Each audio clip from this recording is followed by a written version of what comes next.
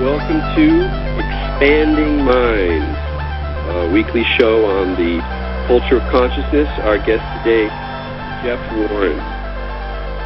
Kind of a funny thing. You think, what does it mean to be conscious of something? You know, it's a huge question these days, but on another level, it's pretty simple, right? You're either aware of something or you're not. So it's like there's a simple divide between what we're conscious of and what we're unconscious of. But of course, situation is vastly more complicated than that. And one of the complications is that being conscious doesn't always feel the same. The world within which one is conscious doesn't always feel the same. In some sense, we're conscious in our dreams, but that kind of consciousness is clearly quite different in many ways from my ordinary waking reality where I need to make phone calls and I'm sipping a cup of tea. So then you get into this idea that there are different realms of consciousness, almost different kinds of consciousness. And one of the terms we have for this is, of course, states of consciousness. Altered states of consciousness in particular are fascinating because they seem to imply that there's different ways of experiencing the world, a world, and that almost the person who's experiencing themselves is a little different than the one you might feel you are on a day-to-day basis. Usually when you talk about altered states of consciousness, which is a very 60s term in some ways, we think about extreme altered states, trance, psychedelic rapture, transcendence, Zen Satori, all these kind of extreme and relatively unusual states of mind. But, of course, if we just look through our ordinary day, our ordinary 24-hour day particularly, we'll find that we journey through different states of mind all the time. And in fact, there's a whole row of altered states that we burn through, we cruise through on a daily basis. And that's what our guest has written a book about, The Head Trip.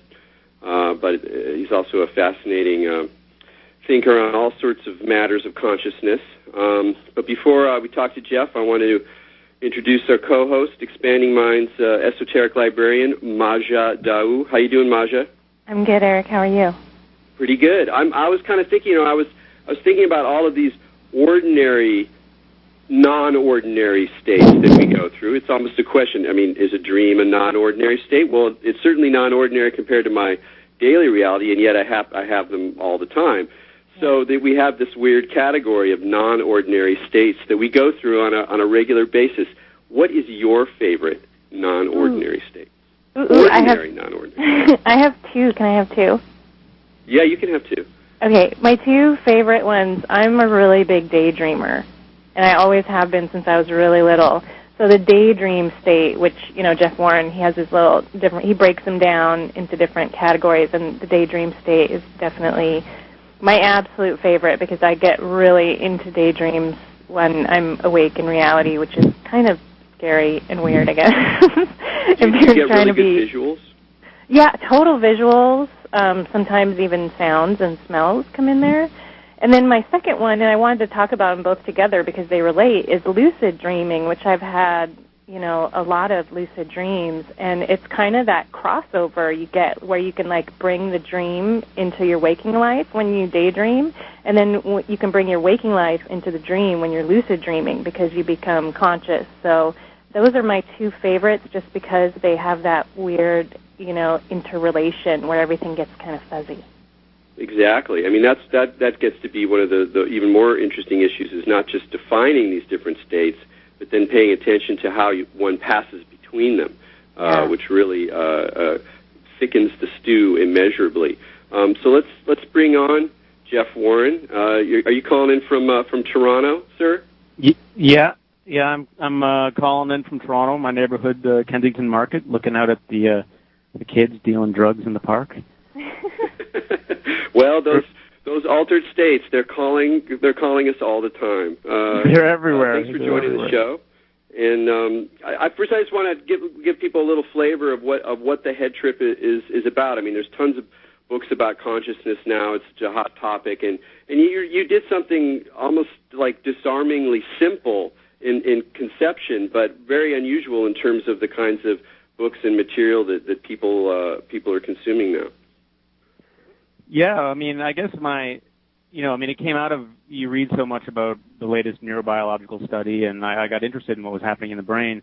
But for me, it was, I have a kind of pretty rich dream life, and the kind of experiential day-by-day stuff is never felt like I was finding any descriptions that kind of, that fit the sort of the whole range of states that I'd moved through over 24 hours. So I kind of wanted to start, not from a sort of theory forward, but more from, not from a theory back, but sort of from experience forward. To just sort of to try to categorize or qualify all the most elemental ways I was aware, and then see if there were any sort of neurobiological insights that I could kind of, hove to those. But really more was about trying to be a kind of everyman's phenomenology. So bracketing the whole, what is consciousness, although all that stuff ends up coming up, and just sort of saying, well, how does it, change for me and for people I know, and what are the sort of accounts in the literature? So it was sort of trying to consolidate all that and then throw in some jokes and lots of drawings and just create a weird taxonomy and, see what happens.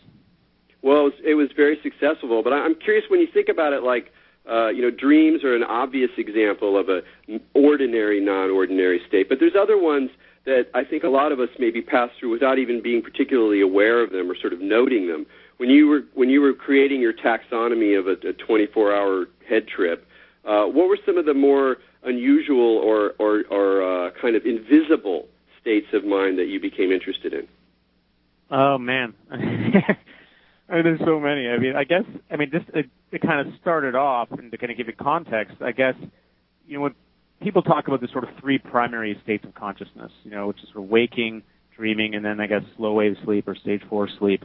And then those are kind of to orient you, those are kind of the primary states of regular, consciousness. And then there's, of course, this fourth state that the Indian philosophy talks about. So between those three states, you have transition states.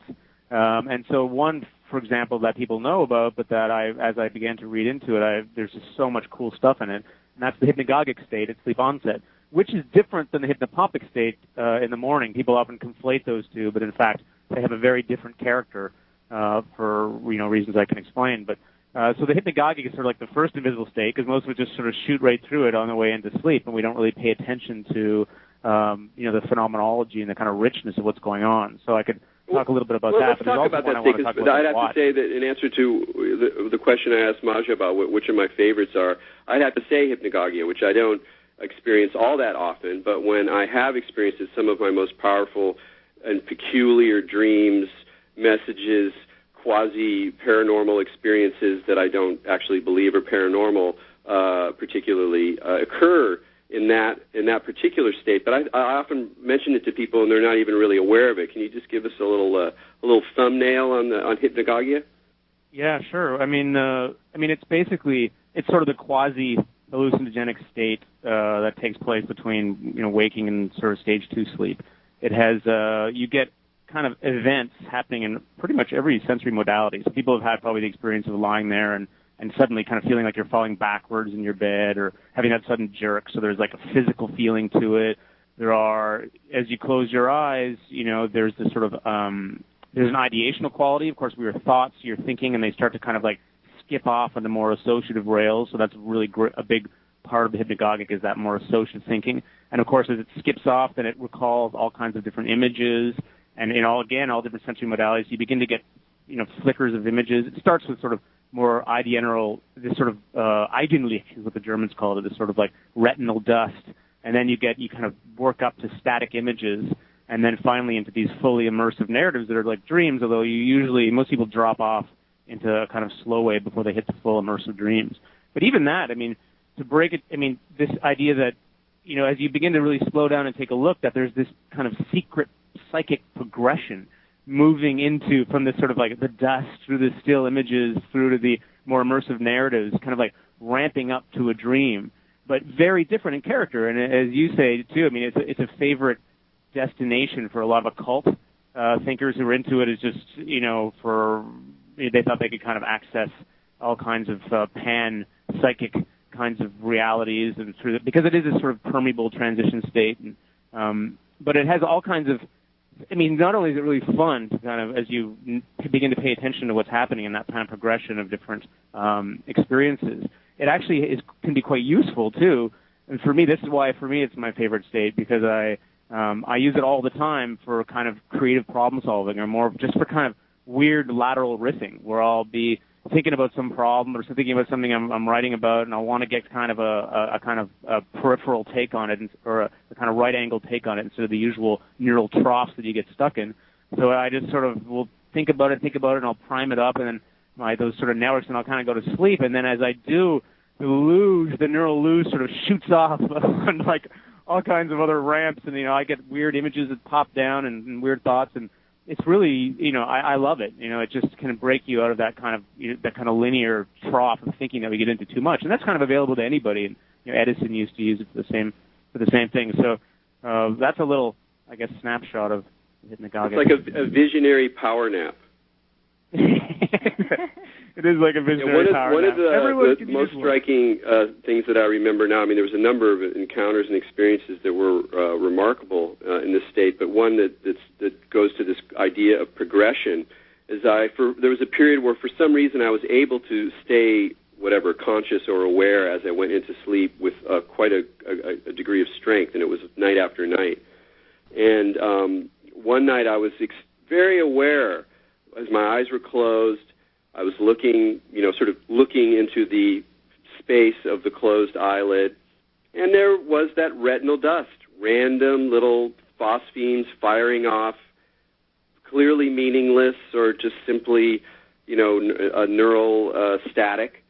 And I was aware of a certain point of going towards sleep that points would create geometric forms. So where there was 3 random dots, suddenly a triangle would form.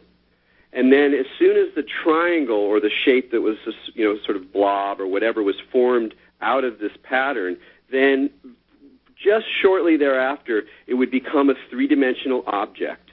And then once it was a 3-dimensional object, I was aware of kind of recognizing it, like going, oh, that's like a saguaro cactus. So the moment where the blob becomes something in your head.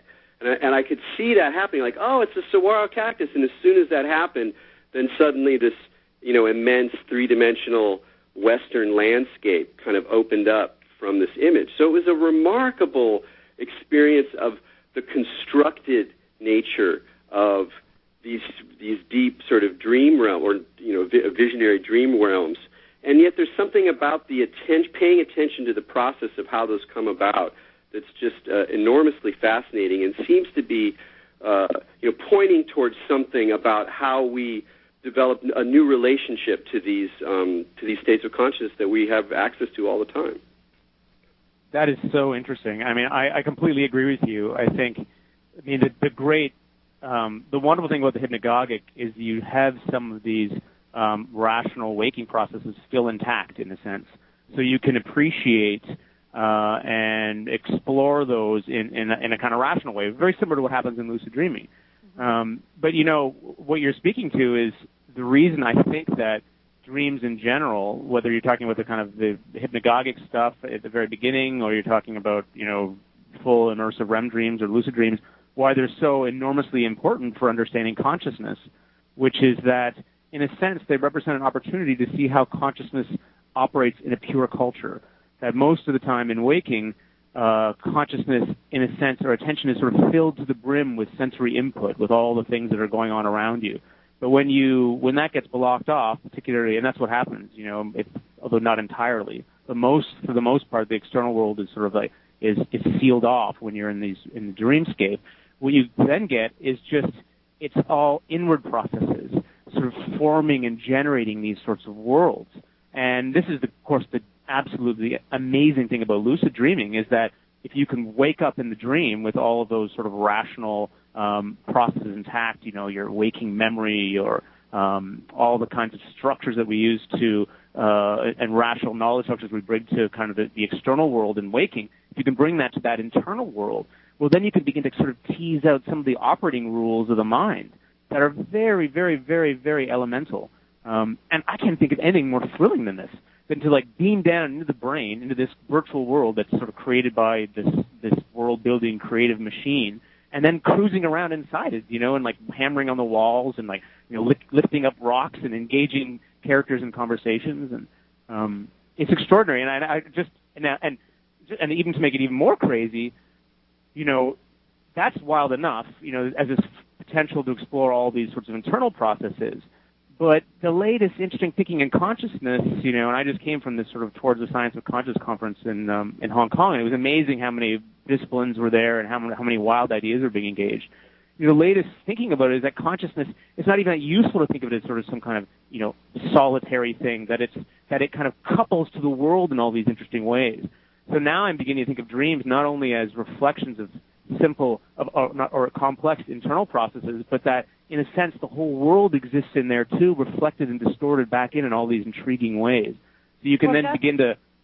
Sorry, go ahead. Yeah, going off there. I'm sorry to interrupt you, but along those lines, how then would you say, in your opinion, would that translate into waking reality? Like if you can have a lucid dream where, you can kind of consciously explore the world, do you think, in your opinion, that would translate into like waking states where it's like it is that kind of metaphor for that switch over where we actually do that in the real world and stuff like that? Yeah, that's a really interesting question, and you can get really mystical about it. Like, I don't know enough about the fundamental nature of consciousness to say whether there are lots of theories that talk about how consciousness it has this sort of generative role in the world in some profound way.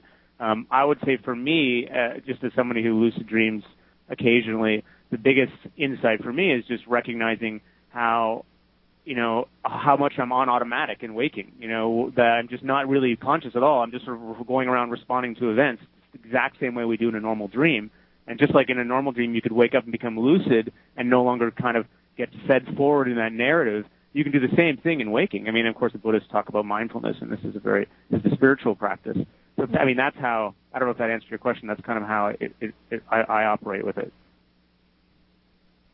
One of the things I liked about your book in general is the way that it kind of encouraged, and the way you approach these things with this kind of everyman's phenomenology, is that it encourages us to sort of just, start playing with the situation that we're already in, rather than getting caught up in a lot of people who are interested in issues about consciousness, they get into these theoretical debates, is mind separate than the body? Is there, can we all reduce it to Darwinian mechanisms? And it's like, it's fascinating stuff.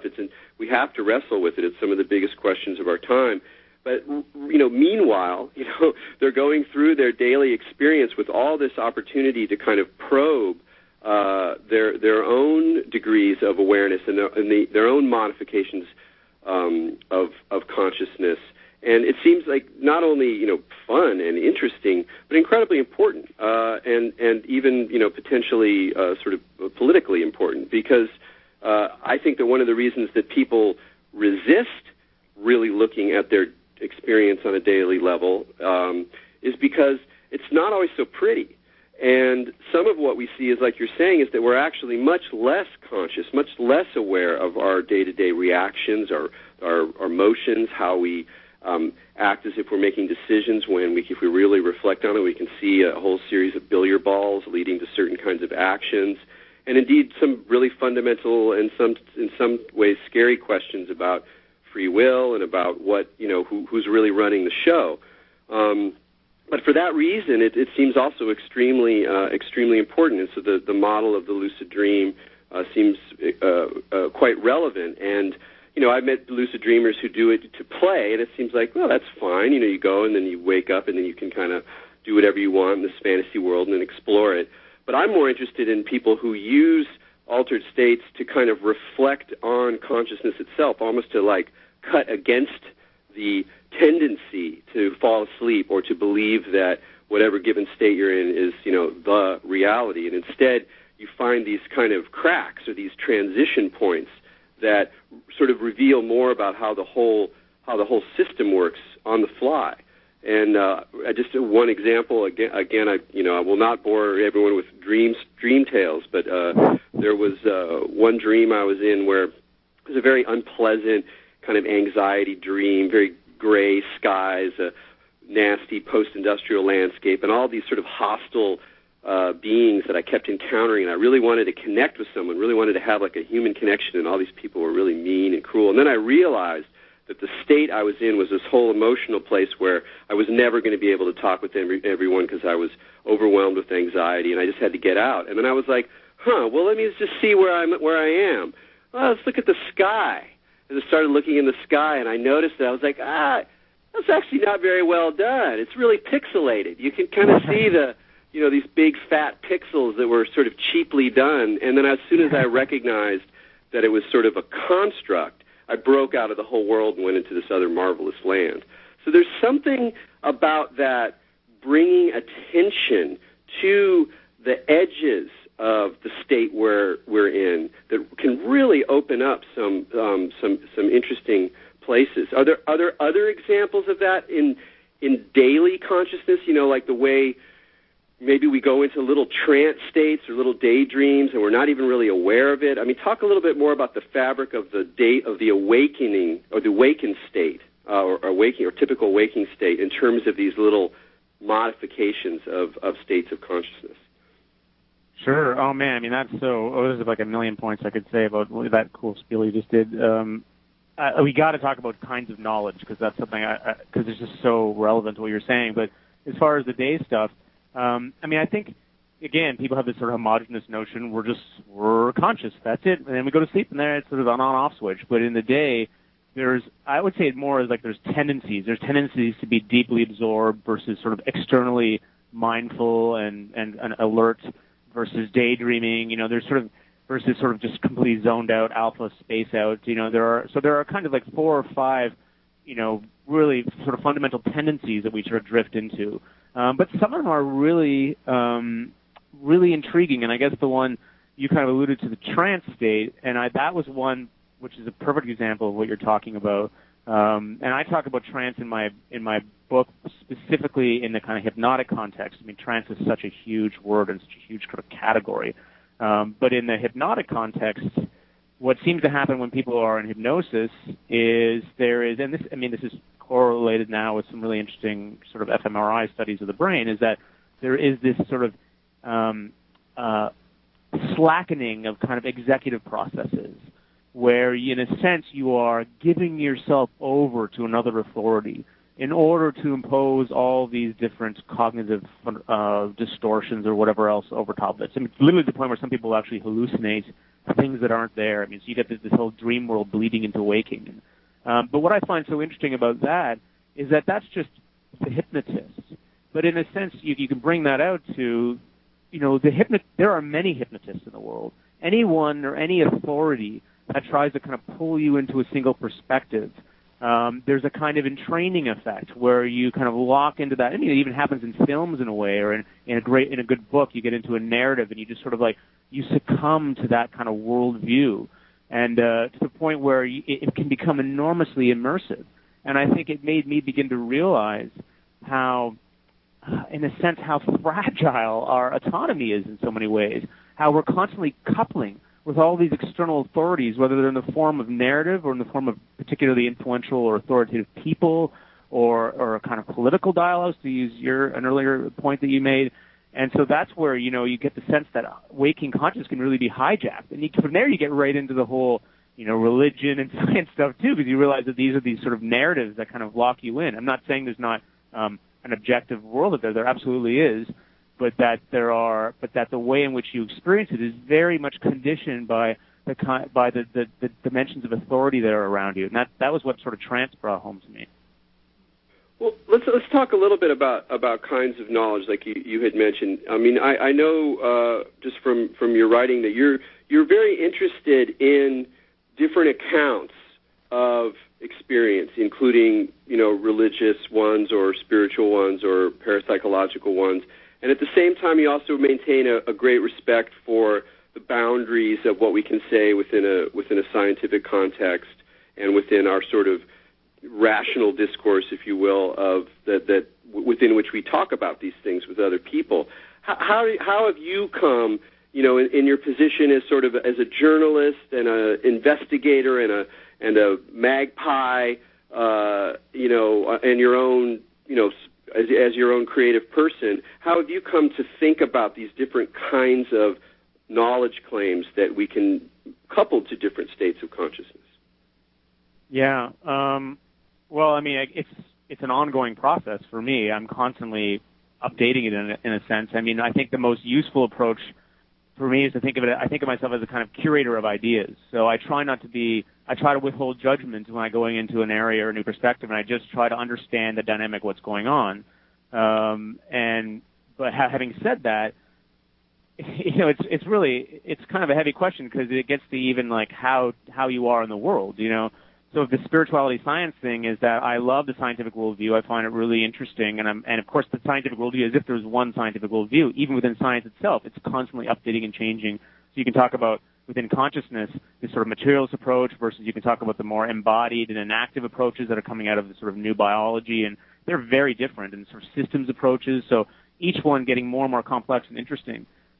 So I can look at those, but I also, when I look at kind of spiritual kinds of knowledge, there's a no-brainer recognition on my part that when you approach the world through a kind of spiritual lens, or the sense of like that your mind is, that you're kind of coupled to the world in this more profound way, it has this really huge roll-on effect in the quality of your life. So I get this point where I'm kind of like, well, since we don't really understand exactly how the mind relates to the world, we may as well just go with this other view in terms of a lived way because it's cooler and it's funner and it's richer.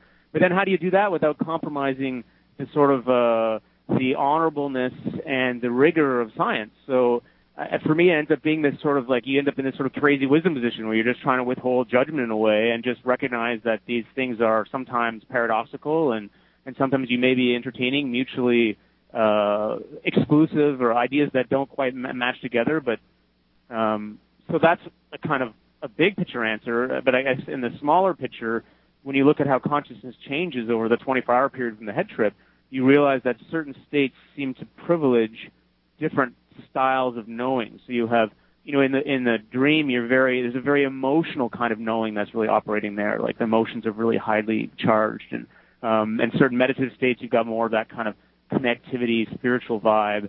In the zone, the athlete zone, it's more of a kind of physical knowledge or rehearsed physical knowledge that's operating. So you begin to realize that you yourself are not just, you contain within you this multiplicity of perspectives and lenses onto those different capacities. And each of those, so then it's more like you got a toolkit. You don't have to approach the world and one problem in the world in the same way all the time. You can kind of choose what domain of knowledge is most useful for this particular challenge.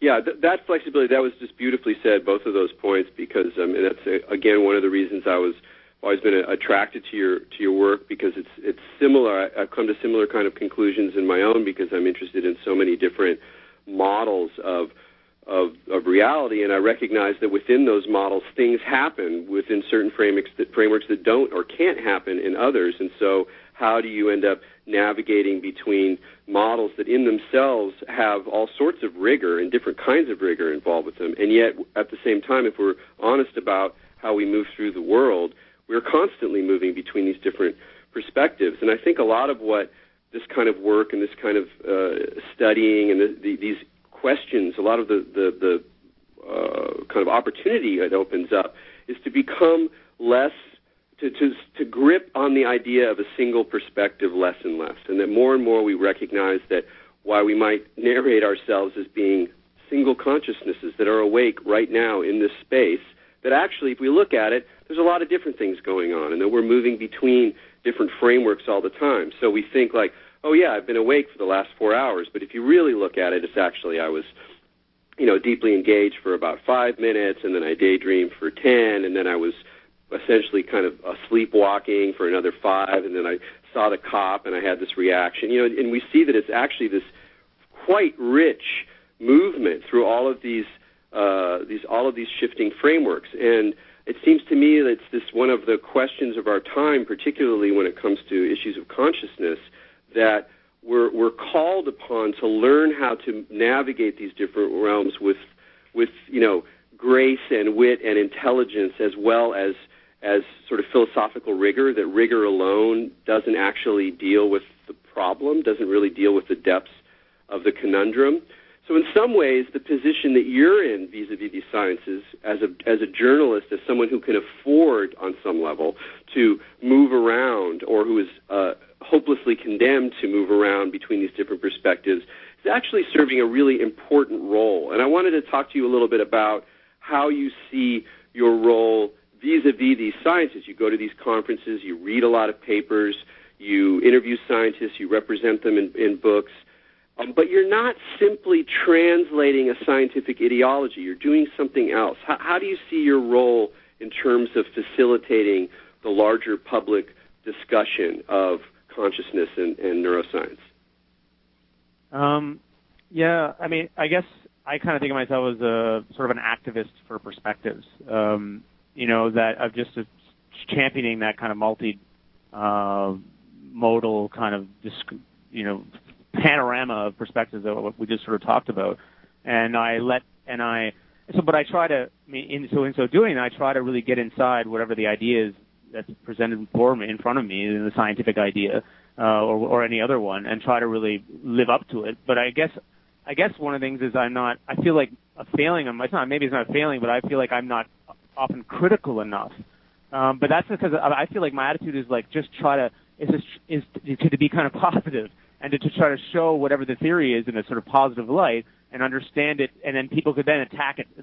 So I kind of hold it up, and then if people want to attack it, that's fine. All I'm trying to do is just present that there are these other perspectives there.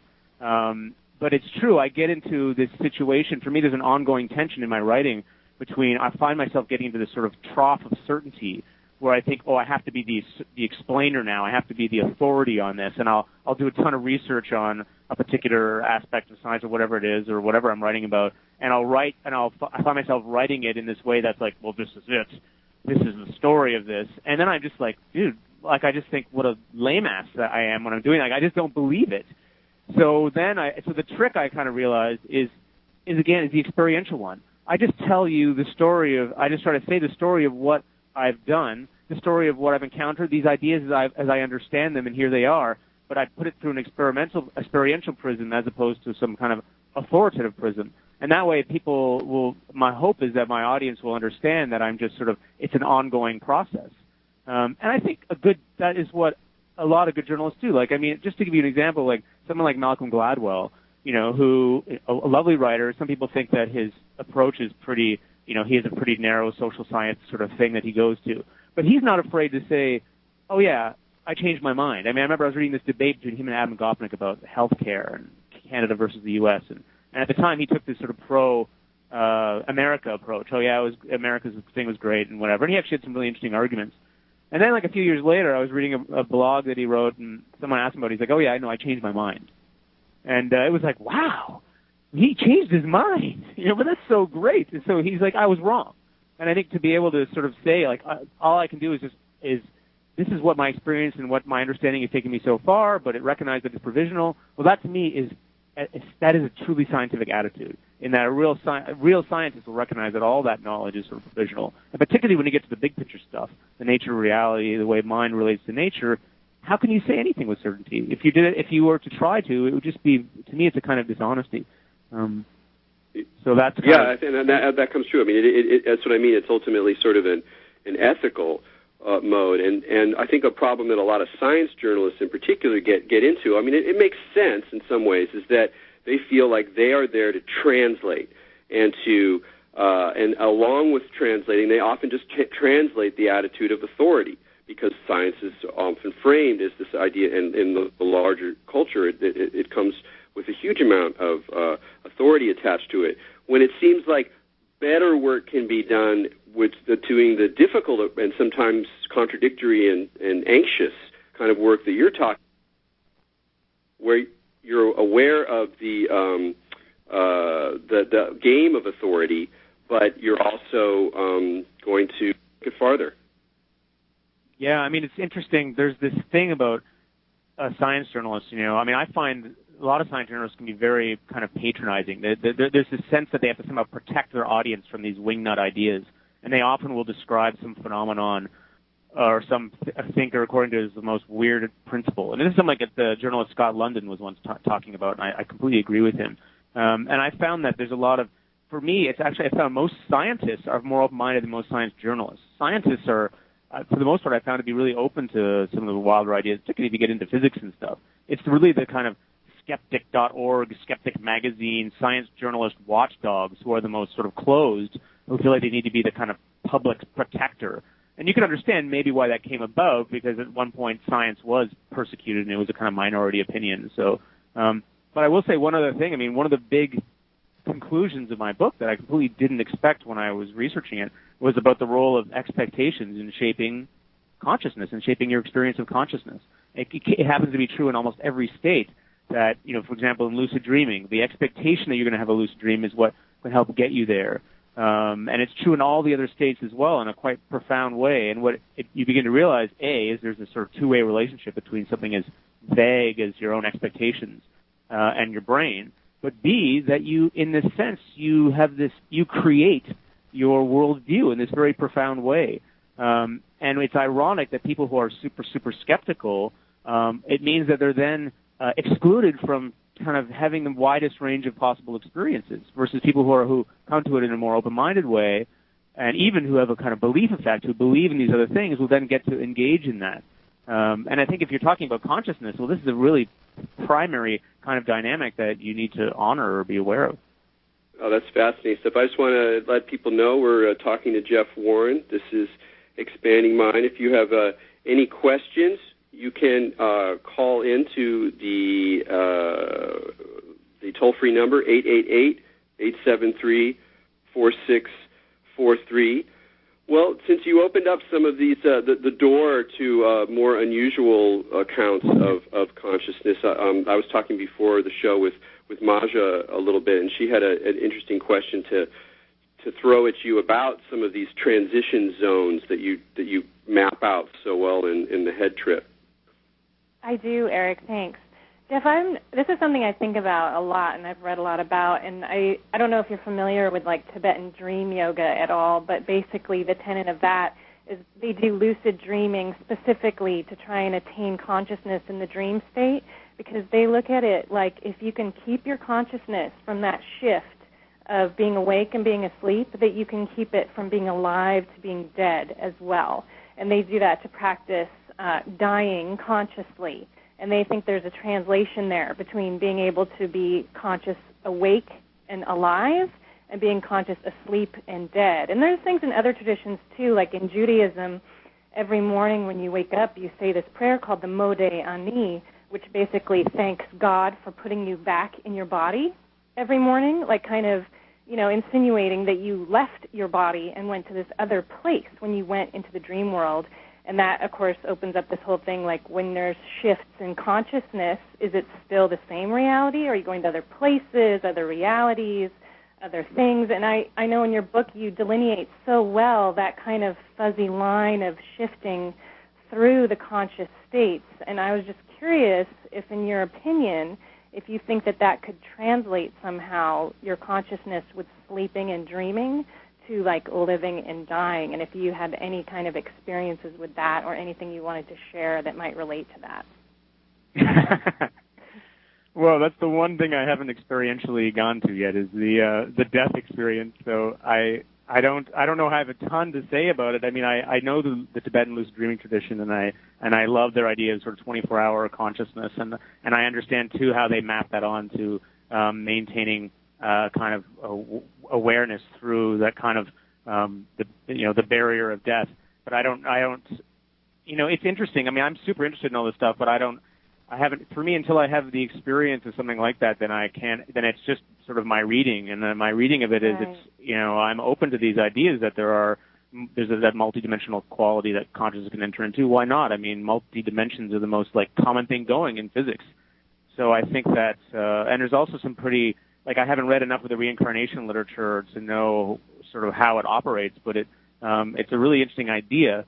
It reminds me a lot of, the psychedelic question, of course, which is, when you're taking these, when you're in deep DMT space or these sort of really the powerful psychedelics, is this just you altered and it's just all chemistry, or are you actually accessing dimensions, aspects of reality that ordinarily in sort of the Jamesian cerebral reducing valve you'd be denied? And I think that's definitely possible. I mean, I think the point is you have to be open to the spirit of all these things, right, because you can begin to generate interesting hypotheses and sort of see where it leads.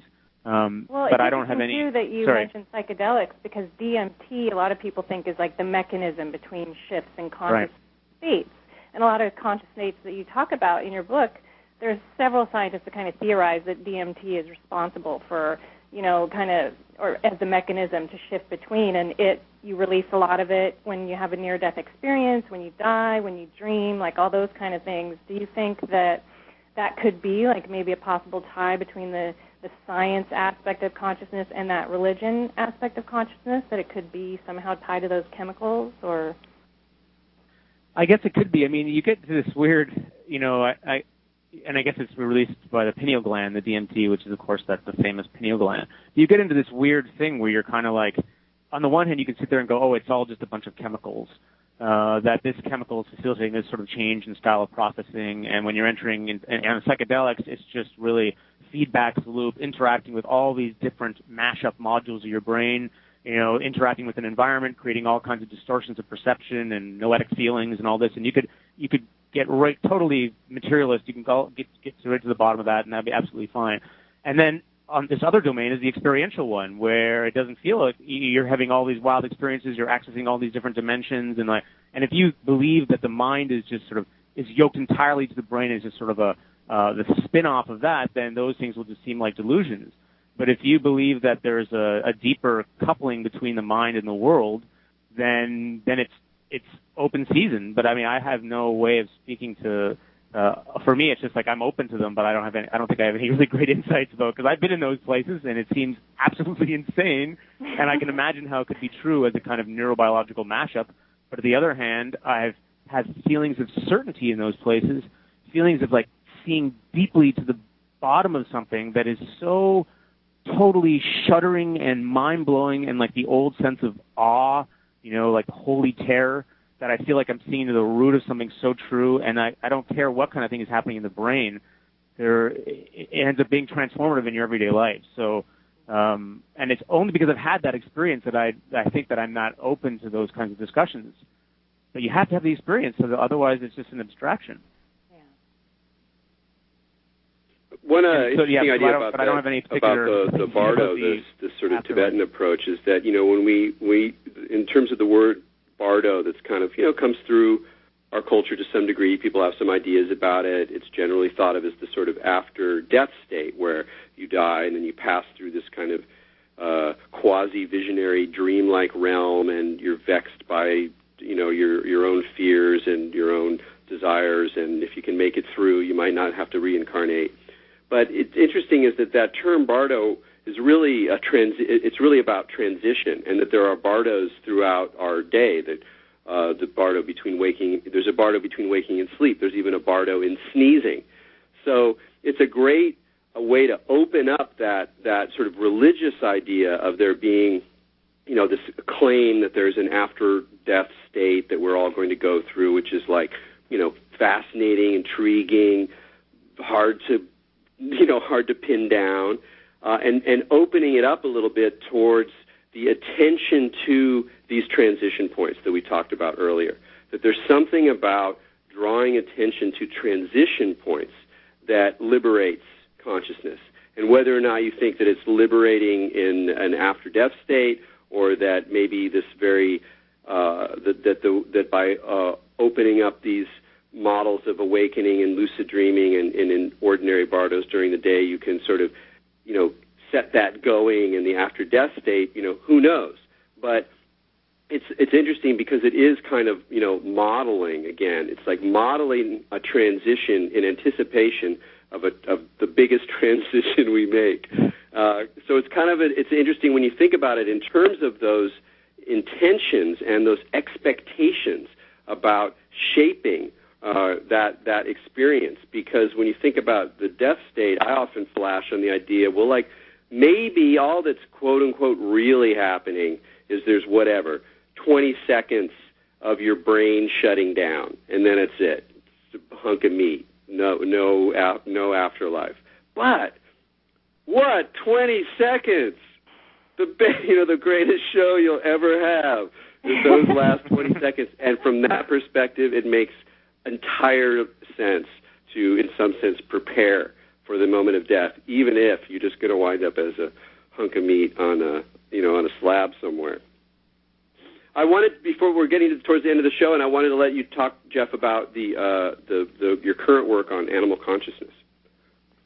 Yeah, it's super interesting. I'm just at the beginning of. I spent the past couple of years thinking a lot about whales and cetaceans, and so I did a show for the CBC Radio called Ocean Mind, kind of a 2-hour radio special that was all about how what I was interested in these ideas of embodiment and how ocean may shape mind. So how are whales an example of the way in which a liquid medium, as opposed to a land mind that we have, would shape the forms of cognition and experience that they might have.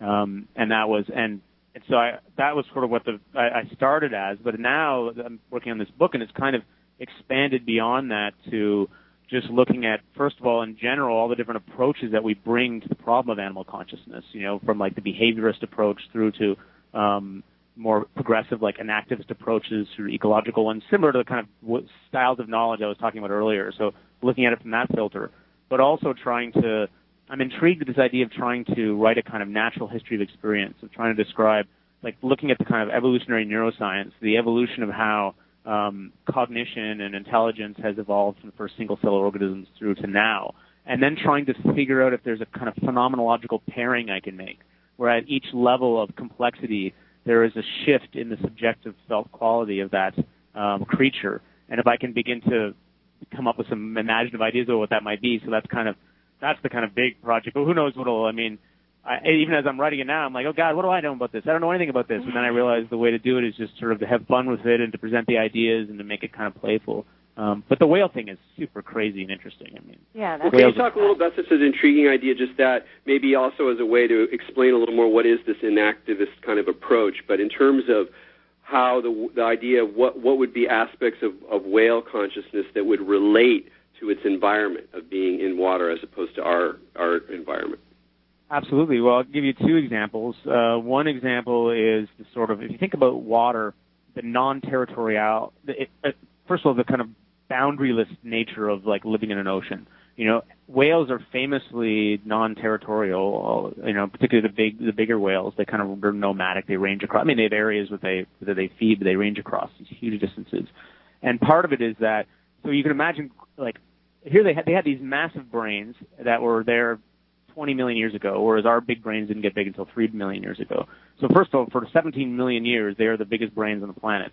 And they are living in this sort of like this medium where there was, where they kind of were felt, they're embedded sort of connected skin to skin, and they're in this huge open medium where there's nothing to push against, and there's nothing to kind of hold on to, and either there's a ton of food resources or there's none. So there's no need to be territorial at all. So the whole kind of quality of territorialness that is so profoundly part of the human way, even like to the point of thinking the way that we talk, that we have hands, that we can manipulate our environment, and then we develop speech and syntax and grammar so we can manipulate ideas. This sort of manipulative territorial intelligence of humans may not be operational at all in the ocean, where everything just erodes, there's nothing to hold on to, there's nothing to push against. So you begin to think about a mind that is much more flowy, in a sense that's much more about between spaces than destinations. It's more about, it's not about, are you with me or are you against me in this territorial way? It's more like, are you someone that I know? And it's about sort of family units. And then over top of that, you put down the conditions of water itself, which is, as a medium, it's great for if you have eyes and they have good eyesight. But as you get deeper, someone like the sperm whale where they can't see at all, then sound is much more important, and sound travels 4 times faster. So if you look at their brains, they have these elaborate areas with the sensory motor cortex. It's sort of like, jammed onto their auditory cortexes, and even the visual cortex and the auditory cortex are sort of connected, and so they have this whole echolocation function. And that is mind-blowing when you get into what echolocation gives you. Because echolocation, think of an ultrasound. You could send out a pulse of sound into a mother's belly and see the fetus. Well, there's no reason that whales can't do something similar, that they can sort of see inside, into the kind of insides and where people are holding tension, or if you're pregnant or you're sick. So you begin to get this, where it leads to is this sort of sense of a more, I know it sounds kind of cliche, but a more almost collective kind of intelligence where they're much more yoked into each other. And indeed, the emotional parts of their brain are much more elaborated than they are in humans, which is really interesting. That they're bigger, they're more elaborate, they're more complex. So they may have a way of emotionally knowing and engaging with the world that is the equivalent of our kind of rational knowing, but it just operates in a different mode. That's just a few sort of suggestive hints at it. But all of this contained within the ocean, the mind in the ocean, of course, and life evolved in the ocean. So it's interesting for me to think about how, as life evolved, mind itself has a kind of flowy liquid nature, a kind of a sort of soft opportunism as it moves into new ecosystems, and you can go crazy with it. It's pretty fun. No, it's a beautiful approach, and I'm curious just because when I think of like animal science, I still get this picture in my head that most scientists who are dealing with questions of animal consciousness or animal mind are pretty reductive behaviorist types. I'm curious, how is that field changing? How far are people going in terms of acknowledging that there are forms of consciousness inside of at least higher animals? Yeah, it's a really interesting question, and it's interesting. It has not even been written about. This is sort of one of the things I want to touch on in the book, but that behaviorist approach has been completely dominant until about 15 years ago, when this guy Donald Griffith came forward and sort of was trying to take animal mind seriously, and he was completely ridiculed. But since there's been such a revolution in consciousness, study of consciousness in humans, there's been a kind of a miniature kind of silent revolution, I think, in the world of animal consciousness, where scientists have gone from saying, oh no, they're just sort of like automatons, blindly responsive to stimuli, or dictated robotic gene machines, to this notion that, well, yeah, of course they probably have some kind of experience. They do have some kind of experience. But the thinking there is then, but we just can't know what it's like. It's the Thomas Nagel thing, like, what is it like to be a bat? Oh, we can't know. It's ineffably private. And it's true. There are things about being an animal in terms of the configurations of its sensory umwelt and its capacities that we probably can't know. But just because we can't know something entirely doesn't mean that we can't know it at all. So I think there is like Dr. John Lilly, right, who went into the sensory depth tanks with the dolphins, and he claimed to telepathically communicate with them and to feel their consciousness. And then he wrote. Depends on your point of view. Obviously, a lot of people think he was totally kooky, but he was scientific and did meticulously document his experiences where he shared consciousness with the dolphins. So, there's some people that would say that you could know animal consciousnst because you can, communicate it through your own consciousness. So. Oh, for sure. And there's a lot of now. That's a lot of the really interesting work happening in the consciousness world is a sort of idea of interbeing, of intersubjectivity. And the notion of what does it mean that we are bodies in the world and we share this somatic sympathy, and that so I think there's a lot of, and also there's just the parsimonious sort of evolutionary take, which is we're all mammals, we have big brains, we all evolved from the same kind of line. It makes sense to think that if we're having these kinds of experiences, they may have comparable experiences. That's just so people say, oh, it's anthropomorphism, but actually it's just sort of common sense that there is this core of overlap. But John Lilly was, I really like John Lilly. He had a lot of totally wild ideas, but he was the first guy to really take dolphin cognition seriously. Even in the cetacean studies world, that's recognized, but people really criticize his methods because he kind of went off the deep end. But he invented the isolation tank, and it was lying down inside the isolation tank, floating in this sort of strange space where he can't tell the difference between his sort of skin and the surrounding liquid, that he began to first think about dolphins. And he began to think, well, what creature could I study that would give me insights to the ways in which my mind is behaving in this strange environment? So that's all John Lilly. So the field owes a huge debt to him. It's true about the isolation tank, too. I only did about 12, 13 times and had a couple of remarkable experiences. But what was really interesting about it was that it was like a new state of consciousness. It wasn't like anything else. It wasn't like daydreaming. It wasn't like sleeping. It wasn't like meditating.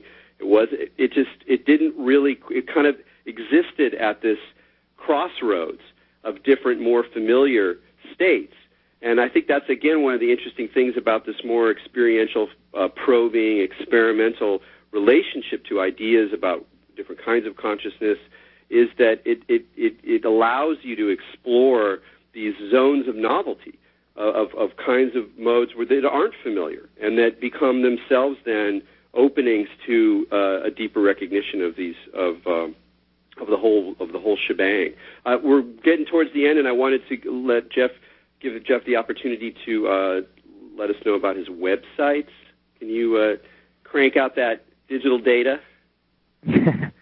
Sure, yeah. Well, I mean, my main website I just built is www.jeffwarren, that's the JEFFWARREN.org, and it has, it's got stuff about it's got actually links to download some of the radio stuff I've done, including the Ocean Mind docs. So, I mean, people can listen to those. And I did some ideas radio documentaries about sleep and dreaming as well. But it has info about books, about lots of illustrations that I've done with like little weird riffs and like some articles, and it's sort of the place to go. Yeah, to find out any information or, what I'm up to. Also, this information on this weird device called the Dream Director, which is this whole other story, but that's pretty much it. The Dream Director, that stuff that's on your website as well? Yeah, it's on the website. It's, in brief, it's this device which sort of helps, in a sense, remix your dreams that this inventor, a guy named Paul Williams, kind of came up with. It's so freaking cool. And it hasn't been released yet. He's kind of, I think he's going to bring it out in the fall. And the potential for really exploring consciousness is really interesting and really huge with this thing. But it's still very new and it hasn't really been tested very much. So I write a little bit about it there, but I wrote a manual for him. It's like a huge 20,000-word manual, which is going to come out on his website in a few months. So stay tuned. If you check the website, I'll have updates. We'll have to have you back on to talk about that and other matters. This has been Expanding Mind on the Progressive Radio Network. I'm Erik Davis. My co-host, Maja Daou, I think will be taking over next week. I'll be unable to do the show. And do we have a guest lined up, Maja? Yeah, it's going to be Timothy Wiley from the Process Church. That'll be a fascinating show. So, thanks, kids. Over and out.